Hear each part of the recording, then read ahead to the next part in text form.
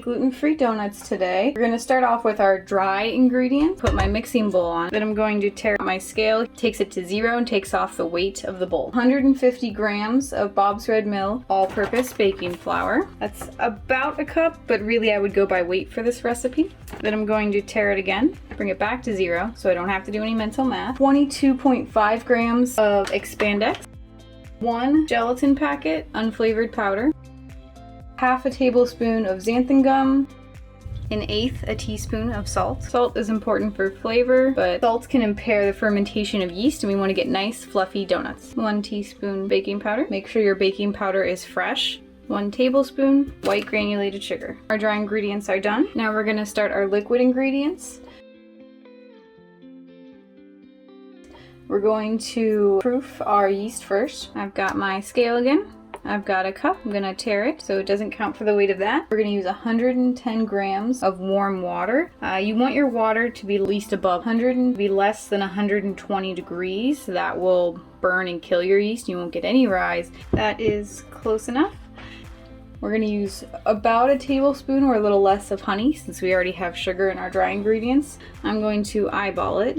The honey is helpful here because it is a sugar source for the yeast to proof and activate to make sure that it is going to rise. And also it does a little acidic, which the yeast likes an acidic environment, as well as acidity will help with hydration of our flours. I already got this water warm and I'm going to double check its temperature after I mix in the honey. You can see mine is a little hotter than 120. So I'm going to stir it to help it cool off and give it a moment to let it cool down enough that I don't injure my yeast. I will check back in on that. Here is my warm honey and water. It has cooled down. I've got it about 116, 118 right now. I'm gonna sprinkle in 1 whole packet of fast-acting yeast.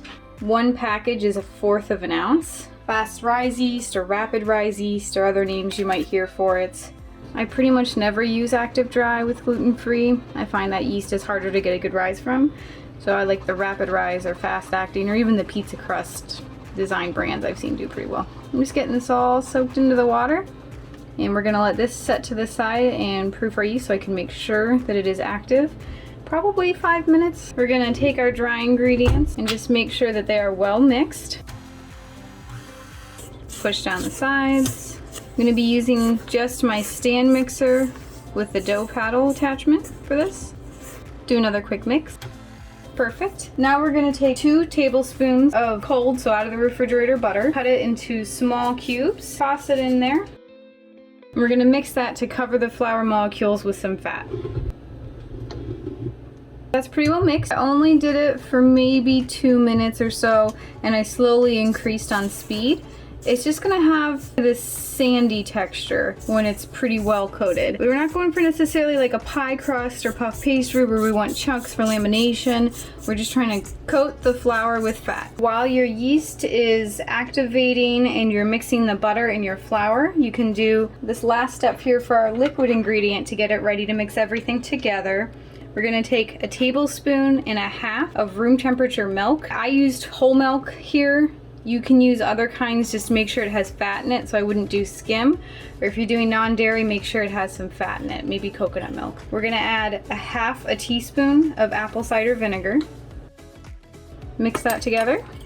And we're just gonna let that sit for just a few minutes here, up to 5, while our yeast finishes activating and we finish mixing in our butter to our dry ingredients. Here's what my yeast looks like after it's been in the warm honey water for 5 to 10 minutes. As you can see, it has a large poofy layer on top. I didn't add anything else to it and this cup is almost full. This yeast is definitely active. That is a good sign. We have our dry ingredients, our flour coated with butter. Cut a little bit of a well in the middle. We're going to pour in our yeast. We're going to add our milk and vinegar solution and 1 medium room temperature egg. This is ready to be mixed. We're gonna start on a low speed and slowly work our way up until it's completely integrated and then go a couple of minutes past that to try and really beat that hydration into the flour.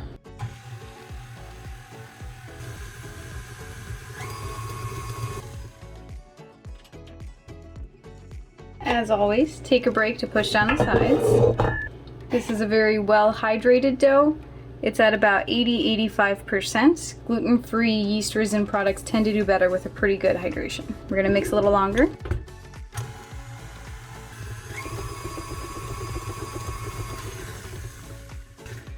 Perfect. This has been mixed for about 5 minutes, anywhere from low to medium speed.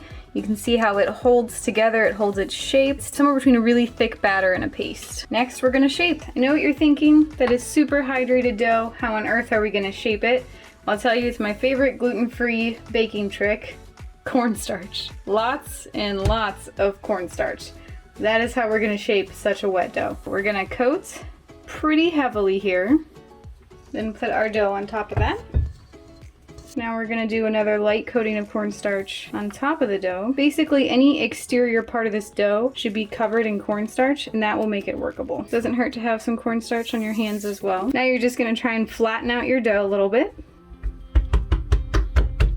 Re-cornstarch as necessary. Roll it out about 1/2 to 3/4 inch thick. You want it to be pretty even. It should about double to 3 times when rising. So we're only gonna do 1 rise on this. So we're going to shape, let rise, and then fry. I'm using biscuit cutters. I've got my largest one, which is probably 2 to 3 inches, and my smallest, which is about 1 inch.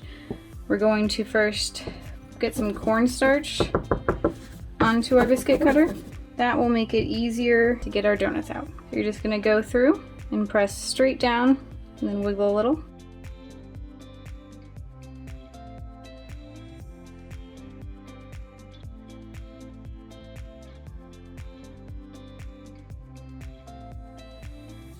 So I've got 10 donuts here. This is a scalable recipe.